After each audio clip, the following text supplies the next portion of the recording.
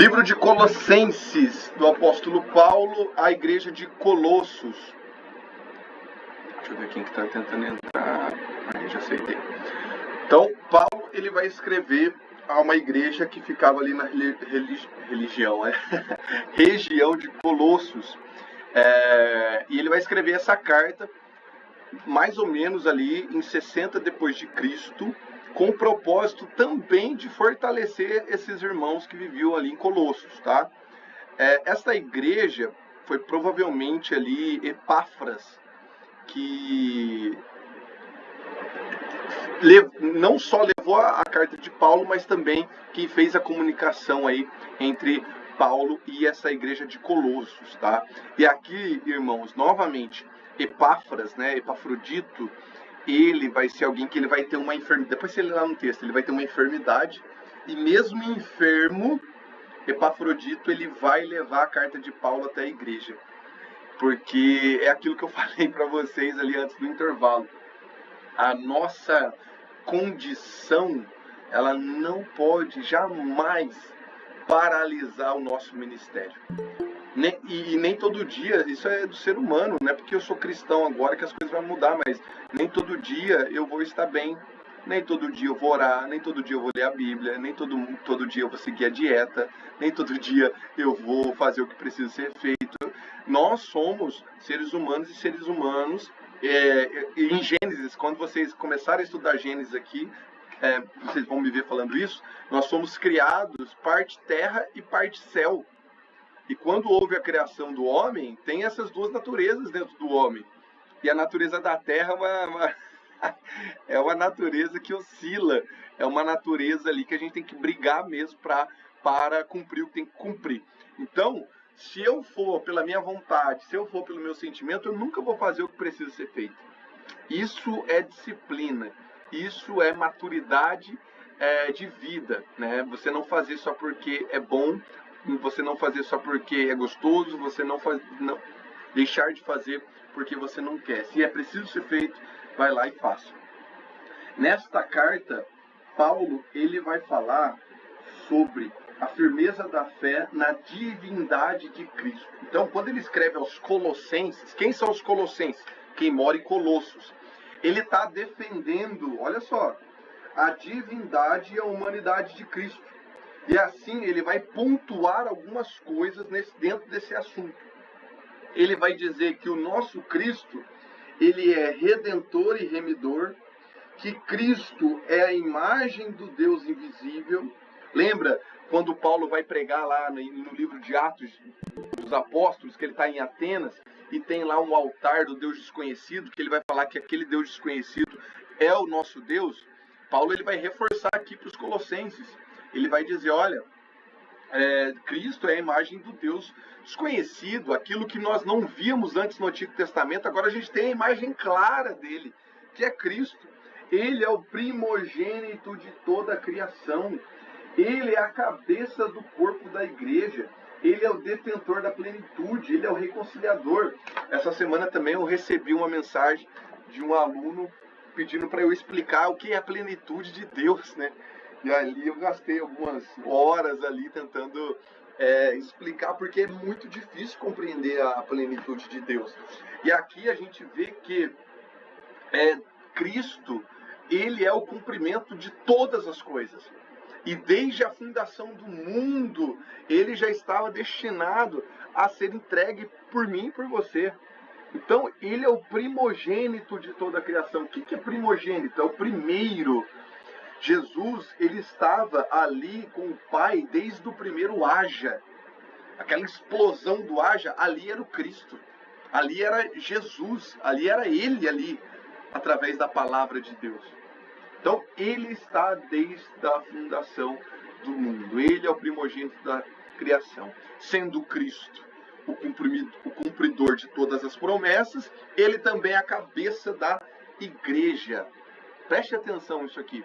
Paulo ele vai começar a trabalhar com o corpo humano, dizendo que nós fazemos parte de um corpo, que é o corpo de Cristo, que se assemelha ao corpo humano. E aí ele vai começar a falar, cada um dos membros tem a sua função. Tem como a minha orelha aqui, ela ter a mesma função do meu pé? Não tem como. Porque cada um foi criado para ter uma função específica dentro do corpo. E é assim também comigo, com você. Nem todo mundo vai pregar, nem todo mundo vai cantar, nem todo mundo vai ministrar lá em cima do púlpito, nem todo mundo vai pegar um microfone. Por conta disso vai deixar de estar do corpo de Cristo? Não. O corpo de Cristo é muito mais além do que a gente vê ali no momento do culto. O corpo de Cristo é você estar dentro de um corpo onde você serve, onde você se alimenta, onde você tem amparo, onde você é aconselhado, onde você tem ajuda espiritual, onde você tem alguém que ora por você, alguém que te aconselha, que te ensina. Isso é corpo, é estar no corpo. Aí eu faço uma pergunta para vocês. Alguém está aqui no corpo e pecou, errou. Irmãos, todos nós pecamos, todos nós erramos, mas ele está numa transgressão, ele está numa iniquidade, ele está ali num negócio vicioso, ele está fazendo algo que está denegrindo a imagem da igreja. O que a gente faz com esse membro? Alguém tem alguma solução para um membro da igreja que ele está danificando todo o corpo, que ele está ali e ele está denegrindo a imagem da igreja, denegrindo o pastoreio da igreja, ele não quer saber mais de estar ali? Alguém tem alguma saída para o que a gente tem que fazer? Eu abro aí para vocês, meus alunos. O que eu faço com um membro desse? Pelo que eu sei, exorta ele em público, se é coisa pública, pode ser em público. E depois eu aconselho, e depois eu aconselho de novo, aí Paulo ainda fala, e depois joga para Satanás. Se nada funcionar, joga para Satanás. Foi isso que ele disse. Olha o Juliano também, ó, queima ele. Mas eu costumo fazer perguntas mesmo, porque teologia é isso, é você ter o senso crítico e não ir pelo que os outros falam. Por isso que eu dou essa oportunidade de vocês também criticarem e falarem. Quando eu faço essas perguntas, não tem certo e errado, não. Eu quero ouvir a opinião de vocês mesmo. E depois a gente constrói uma juntos. Mas, o que a irmã Anelise acabou de falar é exatamente o que Paulo nos aconselha a fazer. Por quê? Por exemplo, se você quebrou o seu dedinho do pé, automaticamente você quebrou ele, você vai pegar uma faca e vai cortar o seu dedinho do pé e arrancar fora? Não. Você não vai fazer isso. O que você vai fazer? Vai tratar ele. Vai colocar remédio, vai colocar tala, vai tomar remédio, e papapá, vai ter todo aquele cuidado. Para quê? Para que ele se recupere e volte a fazer ali as funções que ele tem que fazer no corpo. Tá? E aí eu vou além agora. Vai ter vezes que, para que uma parte do corpo não necrose, que a necrose sim, você tem que amputar, você tem que tirar, para que parte do corpo fique bem, a outra parte, que é uma parte que está boa, ela vai ter que padecer. Eu vou explicar isso que eu estou dizendo para vocês. Quem de nós aqui não chegou no médico e falou assim, olha, eu tô com dor na garganta? O que ele vem? Vou dar uma injeçãozinha aqui para você, uma bezetacil aqui para você. E aí, onde você toma essa bezetacil? No bumbum, né? Mas peraí, a dor tá na garganta. Não é certo a injeção ali ser na garganta, que é onde está doendo? Só que tem vezes que a parte que tá boa vai ter que levar ali a injeção para a parte que tá ruim poder ser curada. O que eu tô querendo dizer para vocês aqui é que às vezes você que tá bem, que tá bom, que tá tudo ok no ministério, vai ter que padecer um pouco para salvar alguém que tá padecendo dentro do ministério. Alguém vai ter que levar a injeção, alguém vai ter que ser ali o portador dessa boas novas, né? Então, se você está dentro de um ministério aí e você está levando umas injeções ali sem fazer nada, é porque você está sendo essa pessoa que está recebendo para o outro poder ser curado. Mas e quando chega num momento que a pessoa não quer mais saber? Já fez o que a irmã Elise falou, já chamou, já aconselhou, já conversou e a pessoa não quer mesmo.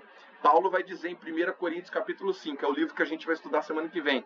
Ele vai dizer assim, exclua essa pessoa do corpo e jogue a Satanás. Paulo vai dizer isso, tá? Que a gente entende o evangelho, sim, Deus é amor, mas Deus também é justo, tá? Se tem alguém no meio que não quer, não é bom que ele esteja ali. Deus, ele odeia coisa forçada. Deus odeia adoração forçada. Deus odeia tudo que a gente faz de forma forçada, no quesito de eu não queria estar aqui, eu não queria estar com esses irmãos aqui, sabe, aquele sentimento ruim, negativo, não de cansaço, não de estresse, que isso é normal. Tô falando aquele sentimento maligno dentro de si. E aí ele fala para excluir do corpo. Pastor, por que você está falando essas coisas? Porque é isso que Paulo vai tratar nessa carta aos Colossenses, tá?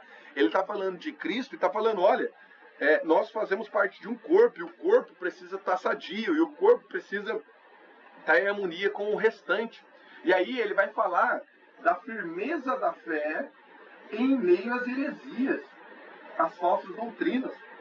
Paulo, além de fortalecer a igreja, ele está tentando proteger ela contra quem? Contra o gnosticismo e o asceticismo. E por isso nós vamos ver algumas expressões de alerta dentro dessa carta. Está aqui os textos que Paulo vai alertar o povo. O que acontecia? Imagina, eu falei para vocês na primeira aula, Paulo ele vinha, fundava uma igreja e ia embora, e vinha, fundava uma igreja e ia embora. Depois ele começava a se comunicar com essa igreja através de cartas. E aí chegava uma pessoa lá pregando heresia, falando heresia. Paulo não tinha o WhatsApp do pastor da igreja que ele podia falar na hora que ele quisesse. Uma carta demorava praticamente 20 dias para chegar até lá. 20 dias, o problema de se pregar heresia já estava formado. Então Paulo, ele escreveu suas cartas e nelas ele aproveitava e combatia essas falsas doutrinas. Tá? É por isso que você vai ver Paulo nas suas cartas reforçando quem que é Jesus, por que ele morreu na cruz, quem que é o Espírito Santo, quem que é Deus, por que a gente tem que adorar Deus. Paulo é quem vai sistematizar o Evangelho, grave isso. E também vai falar para os irmãos ali da igreja permanecer, ter a firmeza na fé em Cristo mesmo em meio a falsas doutrinas. Infelizmente, hoje em dia, 2026, nós estamos vivendo em períodos aí de falsas heresias brava dentro das igrejas, tá? Gente pregando, assim, coisas absurdas. A última que eu ouvi foi que se você não der ali o seu dízimo de forma regular, o pastor ele tem o direito de cobrar juros sobre o seu dízimo. Ô irmão, é umas coisas que eu ouço por aí que, olha, não sei como tem coragem de falar. Juros em cima do dízimo. Olha a loucura disso, sabe? E sabe o que é o pior? É que você vai numa igreja de um camarada desse, tá lotada a igreja dele. As pessoas não leem a Bíblia, as pessoas não se interessam em estudar a Bíblia. As pessoas, elas não gostam de ir atrás do conhecimento, como vocês estão aqui, uma sexta-feira à noite, estudando Bíblia. Tem que querer muito, tem que ter muita sede de Deus para querer estar aqui, sabe? Mas as pessoas hoje em dia, elas entram no efeito manada, no efeito ali papagaio, e o que o pastor fala só replica, não estuda, não abre a Bíblia, não vai ver se é verdade, não chamam alguém que conhece a Bíblia para explicar. É um desastre. E Paulo escrevia para ajudar, tá, esses membros. Tá? Ó, o Juliano aqui, ó, é o mesmo que falou que quando você não dá o dízimo, é a mesma coisa de exaltar a Deus com o revólver 38? É dessa mesma laia aí, tá? Que falar que você não tá dando dízimo, você tá roubando a Deus. É mentira, tá? É mentira esse negócio de dízimo aí, de roubar a Deus e essas coisas erradas que tem por aí. Paulo, ele vai falar na sua carta aos Coríntios, né? Vai estudar semana que vem. Ele vai falar sobre a questão do dízimo, ele vai falar sobre essa questão de oferta. E a gente tem que tomar muito cuidado com isso, tá? Ao Anderson, professor, eu tenho uma tia da Deus é Amor que ela acredita que ele vai para o céu porque ela não vai para o céu porque ela não dá o dízimo, é isso? Olha, imagina uma pessoa como a tia do Anderson, vivendo aprisionada, achando que ela não vai para o céu porque ela não dá o dízimo. Olha como que é triste você viver angustiado. Eu acabei de falar na aula aqui, antes do intervalo, da alegria da salvação, da alegria de você ter a plena convicção que você vai para o céu, do Espírito Santo que tem dentro de você, do penhor que existe dentro de você, daquela loucura toda que a gente estava falando do Paulo. Aí chega uma pessoa e fala, não, eu não vou para o céu não, porque eu não dou o dízimo na igreja. Irmãos, a gente tem que desvencilhar disso. Ontem eu estava dando um curso para noivos, eu vou fazer o casamento deles agora em abril, e aí eu dou um curso antes para os noivos ali, enfim, a gente conversa sobre vários temas. e chegou nesse tema sobre dinheiro ali, né? Sobre finanças no casal e tal. E esse casal, um é católico e o outro é evangélico. E aí cada um deles tem uma visão diferente sobre isso.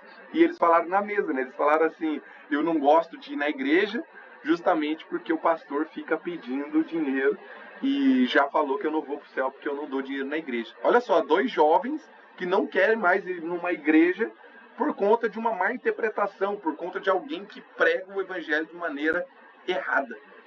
Isso é uma loucura. Isso é uma loucura.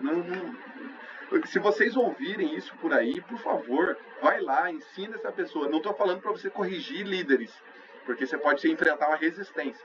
Mas a pessoa que está ali humilde, tenta explicar que é o que o Anderson falou, né? Ensina ela, né? Ensina na Bíblia ali, abre a Bíblia, ensina ela. Ela acredita em toda a doutrina deles. Corta o cabelo, brinco, pinta o cabelo. Ah, tá. Não usar cabelo curto, não usar brinco, pintar o cabelo. Ela acha que se não faz isso, ela não vai ser salva. Infelizmente, né, essas pessoas, elas oprimem as outras usando o evangelho. E continuando aqui na carta aos Colossenses, a firmeza da fé na transformação espiritual. Além dos assuntos já abordados, o apóstolo Paulo ensina que os crentes de Colossenses, eles deveriam revestir-se de Cristo e despir-se do pecado, ou seja, levar uma vida em santidade, dentre outros comportamentos familiares. Vamos lá, irmãos. O que é viver uma vida em santidade? É ir para um mosteiro lá no meio das montanhas e ficar lá? Viver uma vida de santidade é não pecar nunca mais? Viver uma vida de santidade é fazer um jejum 24 horas e ficar preso no quarto orando? Não. Viver em santidade é um processo onde a cada dia você deixa o seu ouvido ali alinhado ao que o Espírito Santo está te dizendo e ele vai tirando o mundo de dentro de você.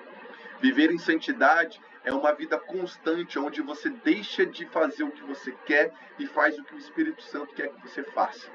Você deixa de ir em lugares que você quer e vai em lugares que o Espírito Santo quer te levar. É uma vida onde o mundo começa a ser retirado de dentro de você. É um processo que pode levar uma vida inteira, tá? Uma vida inteira. Então, vivam em santidade. Professor, o que é viver em santidade? É viver dia após dia, deixando práticas para trás, deixando o velho eu para trás, deixando as manias para trás, deixando tudo aquilo que você carregava da antiga criatura para trás, porque agora você é filho.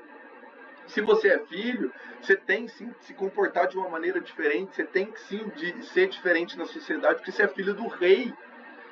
Você não é filho de qualquer um, você é filho do Todo-Poderoso, você é embaixador do reino de Deus nessa terra. As pessoas têm que olhar para você e ver a diferença em você. E que a diferença não seja o brinco, que a diferença não seja o cabelo, que a diferença não seja sua roupa, mas que a diferença seja o brilho do Espírito Santo em você.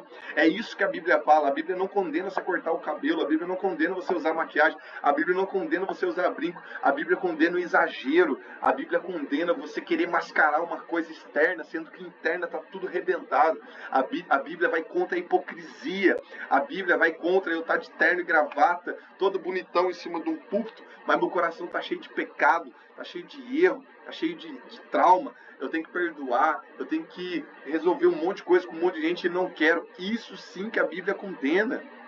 Não é o que eu visto, não é o que eu falo, não é o que eu faço, não é o que eu sou. Mas sim, todo salvo, todo aquele que é cristão, todo aquele que é filho do rei, tem que ter algo diferente nele. Porque se não tem algo diferente em você, como que você quer viver no céu? Malaquias capítulo 3, versículo 18, e vereis a diferença daquele que serve e daquele que não serve a Deus. Só que a diferença não é o santarrão, a diferença não é a religiosidade, a diferença não é a gravata que você veste, a diferença não é a saia que você coloca, a diferença não é o cabelo que você corta, a diferença tem que ser no seu agir, a diferença tem que ser no seu posicionamento. As pessoas têm que olhar para você e falar, nossa, mas ela era tão estourada, ela tão estressada, agora ela está tão calma, agora ela pensa antes de falar, agora ela não está tão estourada do jeito que ela é. Olha, o cara ali, nossa, ele era cheio de malícia, o cara ali, nossa, não podia ficar perto dele porque ele falava um monte de bobeira, de besteira, agora ele não fala mais, agora ele se posiciona. Isso é estabelecer o reino de Deus. Isso é mostrar a diferença. Pense assim, ó, a partir do momento que você tem Cristo, você é um cidadão do céu, você é um embaixador do rei. O que você fala, você representa o evangelho, você representa o Cristo. Tem um filme antigo aí, né? É o Resgate do Soldado Bryant, né? O Resgate do Soldado Brian. Acho que é isso. E o filme, ele passa em torno de um soldado que foi capturado e aí o exército dos Estados Unidos ali faz todo um planejamento para salvar esse soldado que foi capturado. E nesse planejamento, nessa execução de plano, um monte de soldado vai morrer. Um monte de soldado vai morrer para salvar um. E aí, quando esse soldado está sendo liberto, o comandante dele que está morrendo vai olhar para ele e vai falar assim, ó, faça valer a pena.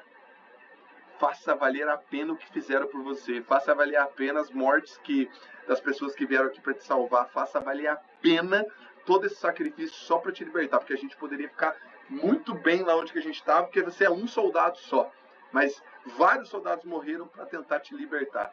E eu falo a mesma coisa para vocês, meus alunos, do fundo do meu coração. Faça valer a pena o sangue de Jesus na cruz do Calvário. Faça valer a pena o sacrifício que ele fez por mim e por você. Tá? Viva uma vida conforme a palavra de Deus. Seja um embaixador do reino dos céus. A pior coisa que tem é quando você fala assim, eu sou cristão, eu sou crente, sou evangélico, sei lá o que você fala, e a pessoa fala, você? Você, crente, não é possível, mas você estava fazendo isso, aquilo, tal. Óbvio, tem muita religiosidade no meio disso? Tem. Mas a gente sabe, a gente sente quando a pessoa é diferente e quando não é. É esse tipo, por que eu estou tocando esses assuntos? É isso que Paulo vai falar para a igreja de Colossos. É esse o bojo do assunto dessa carta aos Colossenses. Ok? Meus alunos e queridos, finalizando aqui o livro de Colossenses, ele vai falar sobre o que eu acabei de falar para vocês aqui, ó, oração e boa conduta. Paulo finaliza a carta destacando 2 pontos, oração e boa conduta. Afinal de contas, uma vida compromissada em Deus é uma vida em que constantemente se apresenta a Ele, e claro, isso inclui intercessão pela sua igreja. Então, você é um cidadão do reino, se porte como um, ok? É isso que Paulo vai falar aqui à igreja de Colossenses. Então, quando você estiver lá na igreja, o pastor lê algum versículo de Colossenses, você já sabe que Paulo escreveu para a igreja que estava em Colossos, 60 depois de Cristo, e que trata esses assuntos aí da prática cristã. Vamos para o nosso último livro que nós vamos estudar hoje. Um livro pouquíssimo conhecido. Não sei se tem alguém aqui que nunca ouviu falar desse livro aqui, mas é o livro de Filemon. Livro de Filemon. É uma carta escrita por Paulo durante a sua prisão, né? As 4 cartas que a gente está estudando hoje, todas foram escritas em prisões, 70 depois de Cristo, e Paulo pretendia fazer a reconciliação, olha isso aqui, a reconciliação entre um escravo fujão, que o nome dele era Onésimo, e agora um cristão, que ele se converteu, né, ao seu ex-senhor Filemon. Que papo brabo é esse, pastor? Não estou entendendo nada. Vamos lá. Se tem uma palavra para resumir essa carta aqui, a palavra seria perdão. A história por trás dessa carta aqui, ela é uma coisa de doido. Vamos lá. Existia naquela época, irmãos, essa carta aqui foi escrita há mais de 2000 anos atrás, é uma outra pegada, a gente já estudou isso em geografia bíblica, é um outro cenário, é uma outra economia, uma outra cultura.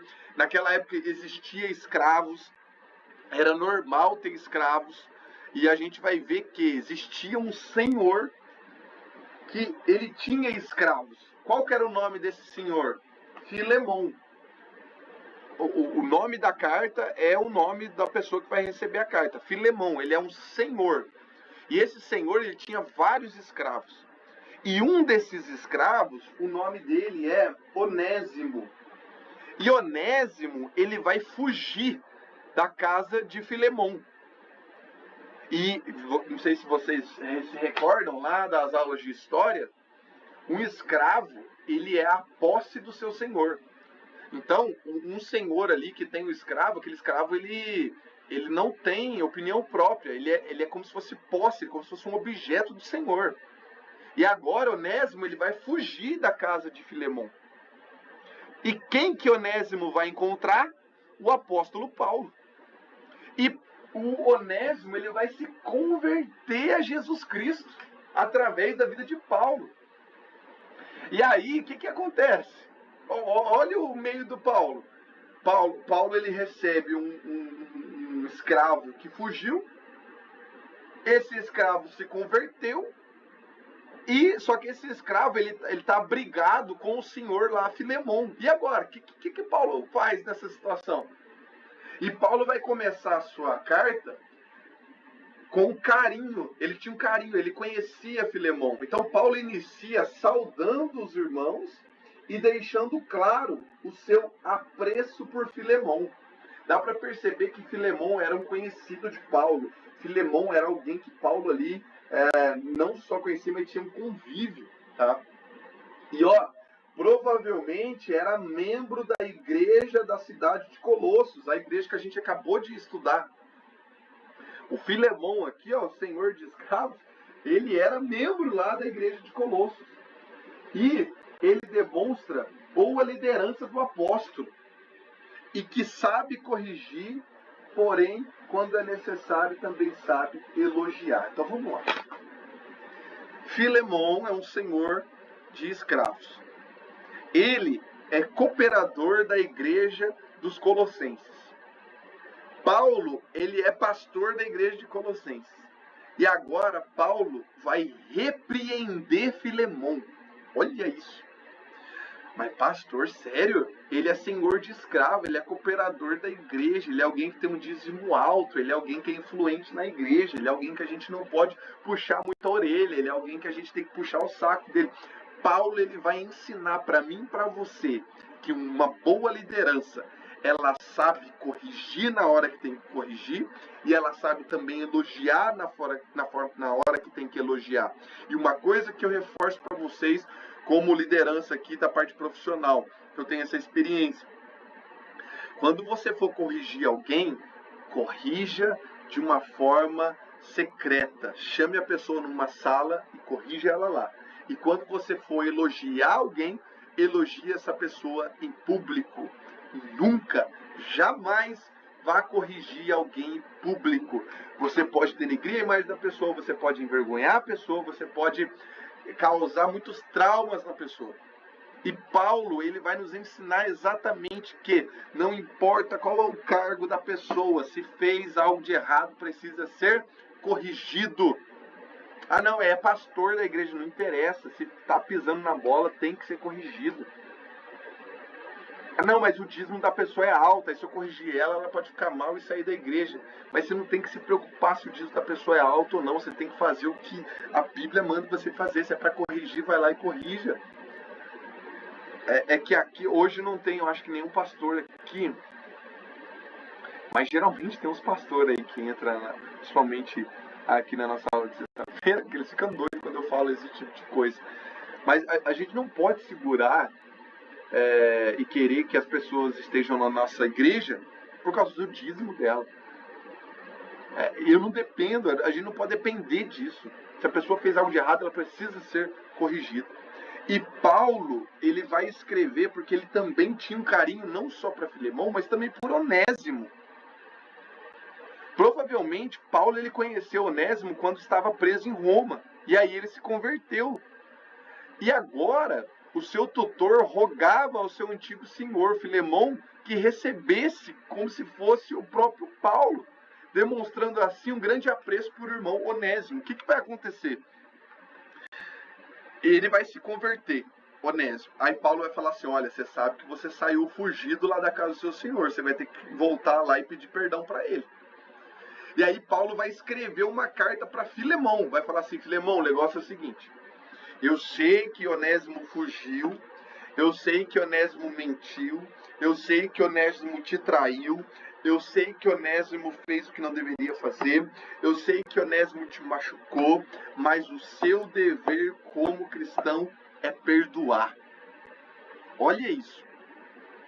Não importa o que fizeram com você, você precisa perdoar. Filemão poderia falar, não, eu não quero perdoar. O que ele fez foi muito trágico comigo. Eu dei água para ele, dava comida para ele, eu dei tudo para ele e ele fugiu daqui. Só que entenda, o perdão, você não pode perdoar porque você está sentindo de perdoar. O perdão ele é uma decisão que você toma. E essa decisão tem que ser todos os dias. O perdão não é sobre a pessoa merecer ou não o perdão. O perdão é